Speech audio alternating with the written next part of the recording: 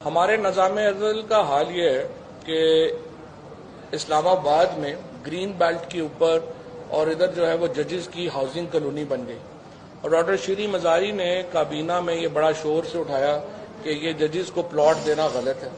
کابینہ نے فیصلہ کیا اور کہا کہ ججز کو اس طرح سے پلاٹ نہیں دینے چاہیے۔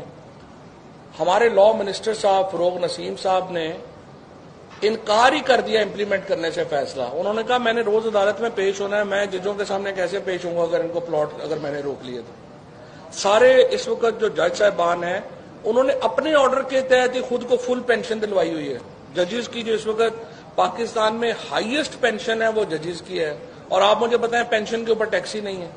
سو اس وقت ایکچولی جو بیوروکریٹ ریٹائر ہوتا ہے اور جو جج ریٹائر ہوتا ہے وہ اپنی تنخواہ سے زیادہ پینشن لے رہا ہوتا ہے بیکاز اس کی پینشن کے اوپر ٹیکس ہی نہیں ہے۔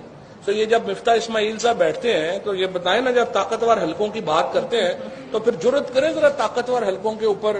یہ سارا ان کو جو بیچارہ سیلریڈ آدمی ہے جو پہلے ہی دے رہا ہے، یہ جو کارپوریٹ ٹیکس کی بات کریں، یہ لوگ تو پہلے ہی ٹیکس دے رہے ہیں۔